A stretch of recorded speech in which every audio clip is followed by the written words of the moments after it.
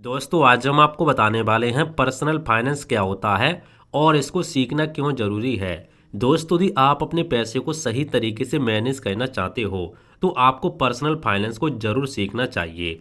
दोस्तों आज के इस वीडियो में हम आपको इस टॉपिक के बारे में A to Z जानकारी देने वाले हैं ताकि आपके सारे डाउट क्लियर हो सकें और आपके आसानी से समझ में आ सके। तो आइए दोस्तों शुरू करते हैं आज की वीडियो और स्टेप बाय स्टेप आसान भाषा हिंदी में समझते हैं।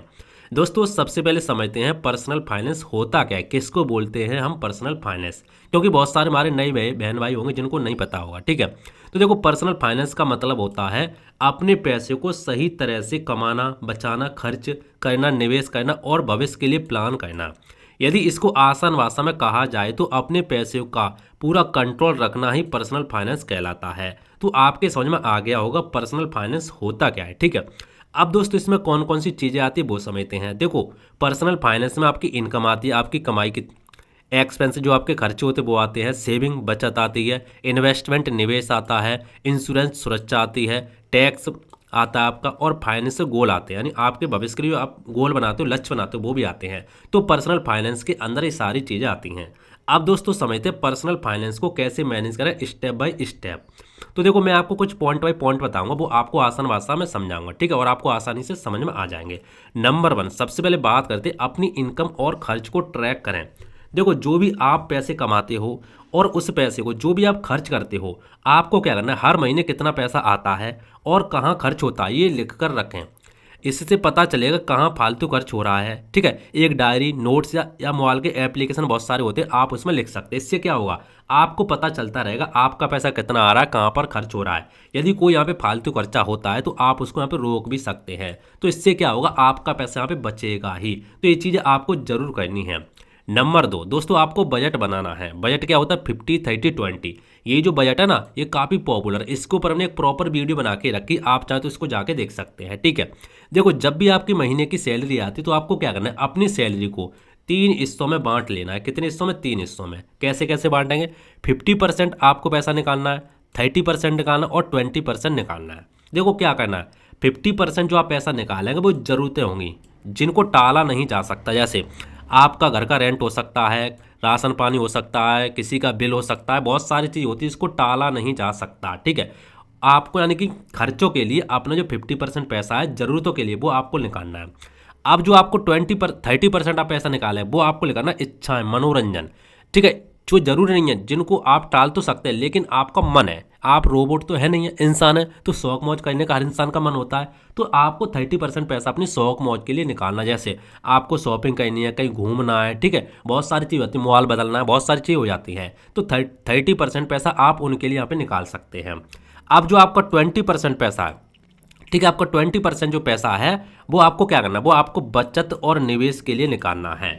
जो 20% है उसमें से आपको 10% बचत करनी है और 10% आपको यहाँ पे इन्वेस्टमेंट करना है। इन्वेस्टमेंट कहाँ कहाँ करेंगे आगे मैं आपको बताऊंगा, बहुत सारे पॉपुलर तरीके हैं जहाँ पर आप कर सकते हैं। ठीक है, बजट आपके पास आपको क्या करता है, बजट आपके पैसे को दिशा देता है। ठीक है, तो आपको बजट को जरूर बनाना है 50-30-20। इस तरीके से आप हर महीने पैसे को इस तरीके से मैनेज करेंगे ना, तो आपका देखो ज़रूरतें भी पूरी होती जाएंगी, आपका जो इच्छा है मनोरंजन वो भी आपका पूरा होता जाएगा और आपकी जो बचत है सेविंग वो भी पूरी होती जाएगी। तो ये रूल आपको जरूर अपनाना है, ये रूल काफ़ी पॉपुलर, तो इसको आप अपना सकते हैं।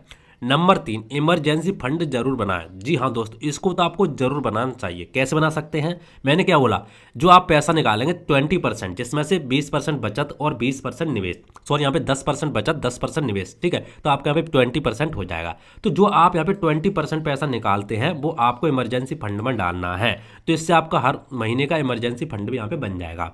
कम से कम 3 से 6 महीने के खर्च जितना बैंक में पैसा रखना जरूरी है, ताकि कोई भी मुसीबत आने पर पैसा खत्म ना हो, आप पैसे को तुरंत यहाँ पे निकाल लें। ठीक है, तो इसको आपको जरूर यहाँ पे अपनाना है, इस रूल को, इमरजेंसी फंड आपको जरूर बनाना है। कैसे बना सकते हैं मैंने आपको बता दिया। नंबर 4, हर महीने सेविंग और इन्वेस्टमेंट करें। देखो दोस्तों, सिर्फ बचत नहीं, उसे निवेश भी करें। सही निवेश से पैसा तेजी से बढ़ता है। आप कहाँ कहाँ निवेश कर सकते हैं, जैसे म्यूचुअल फंड हो गया, म्यूचुअल फंड में आप लमसम या एसआईपी के माध्यम से इन्वेस्ट कर सकते हैं। पीपीएफ हो गया, एफडीआईडी हो गया, गोल्ड हो गया, एनपीएस हो गया, इनमें आप यहाँ पे निवेश कर सकते हैं। काफ़ी बेस्ट पॉपुलर ऑप्शन है। ठीक है, सबसे ज़्यादा रिटर्न आपको यहाँ पे म्यूचुअल फंड वगैरह में मिलता है, फिर पीपीएफ हो गया, आईडी एफडी आईडी हो गया, गोल्ड हो गया, एनपीएस हो गया। इस तरीके से आप यहाँ पे कर सकते हैं, ठीक है। अब देखो आप यहाँ पे इन्वेस्टमेंट कैसे करेंगे, मैंने आपसे क्या बोला, 20% जो आप पैसा बजट में से निकालेंगे उसका 10% तो सेविंग हो गया, 10% आपका निवेश हो गया, तो वही आपका 10% पैसा इनमें जाएगा, ठीक है। तो आपके समझ में आ गया होगा। नंबर 5, इंश्योरेंस जरूर लें। जी हाँ दोस्तों, आप और आपके परिवार को सुरक्षित रखने के लिए टर्म इंश्योरेंस और यहाँ पे हेल्थ इंश्योरेंस, इनको आपको जरूर लेना चाहिए। देखो भगवान ना करे आपको कोई भी यहाँ पे परेशानी हो जाती है, कोई भी बड़ी प्रॉब्लम यहाँ पे हो जाती है, हेल्थ खराब हो जाती है, तो ऐसे में क्या होगा, यदि आपका इंश्योरेंस नहीं होगा तो आपने जो भी सेविंग करके रखी होगी, जो भी आपने इन्वेस्टमेंट करके रखो, सारा का सारा आपका खत्म हो जाएगा, ठीक है। तो इसीलिए आपको हेल्थ इंश्योरेंस जरूर लेना चाहिए और टर्म इंश्योरेंस भी आपको जरूर लेना चाहिए, जो कि आपके जाने के बाद भगवान ना करे ऐसा हो, लेकिन देखो होने को कौन टाल सकता है, तो ये चीज़ आपको जरूर करनी चाहिए। नंबर 6, फाइनेंशियल गोल बनाए। जी हाँ दोस्तों, आपको कोई भी आप इन्वेस्टमेंट करना चाहते हैं, गोल अपना बनाए। आपका गोल क्या है, जैसे आपको घर खरीदना, कार, बच्चों की पढ़ाई के लिए, रिटायरमेंट के लिए या यात्रा के लिए, लक्ष्य के लिए अलग अलग निवेश करें। जो भी आपका लक्ष्य है उसके हिसाब से आप अलग अलग यहाँ पे निवेश कर सकते हैं। नंबर 7, लोन और डेट से दूर रखें। क्रेडिट कार्ड, डेट या हाई इंटरेस्ट लोन जल्दी फाइनेंशियल प्रॉब्लम देते हैं। ज़रूरत हो तभी ले, आपको ज़्यादा ज़रूरत है तभी आप ले सकते हैं। अपने शौक मौज वगैरह पर्सनल यूज के लिए आप लोन वगैरह ना लें, ठीक है। इससे बचेंगे तो काफ़ी अच्छा रहेगा। नंबर 8, पैसे से जुड़ी बेसिक नॉलेज सीखते रहें। जी हाँ दोस्तों, ये काफ़ी अच्छा पॉइंट है, इसको आपको जरूर करना चाहिए। देखो यूट्यूब हो गया, यूट्यूब से आप सीख सकते हैं, कोई बुक वगैरह आप पढ़ सकते हैं, ट्रस्ट वेबसाइट पर जाके सीख सकते हैं। जितना सीखेंगे उतना पैसा सुरक्षित व बढ़ेगा, तो आपको ये चीज़ जरूर सीखनी चाहिए। जैसे साइकोलॉजी ऑफ मनी बुक होगी, rich dad poor dad book होगी, तो इनसे आप दी, और यहाँ पे इन्वेस्टमेंट दी इंटेलिजेंट इन्वेस्टमेंट एक बुक है वो होगी, तो इनसे आप पढ़ सकते हैं, अच्छी बुक है, ठीक है। तो आपको क्या करना, पैसे से जुड़ी जो बेसिक जानकारी उसको आपको सीखता रहना है। अब मैं आपको शॉर्ट में थोड़ी समरी दूँ। देखो पर्सनल फाइनेंस, पैसे को सही दिशा देना, manage budget, saving, investment, insurance, goal, ये सारी चीज़ें आती हैं। तो दोस्तों उम्मीद करता हूँ आज के वीडियो आपको पसंद आया होगा। पर्सनल फाइनेंस क्या होता है, कैसे मैनेज करना, सारी चीज़ें मैंने आपको डिटेल्स में बता दी है। फिर भी दोस्तों यदि आपको कोई डाउट है तो आप नीचे कमेंट करके पूछ सकते हैं, मैं आपको रिप्लाई देने का जरूर कोशिश करूंगा। दोस्तों यदि आपको वीडियो पसंद आया हो तो वीडियो को लाइक कर देना, एक प्यारा सा कमेंट कर देना और चैनल को सब्सक्राइब जरूर कर देना। मिलते हैं इंटरेस्टिंग नई वीडियो में, तो जय हिंद, वंदे मातरम, बाय बाय।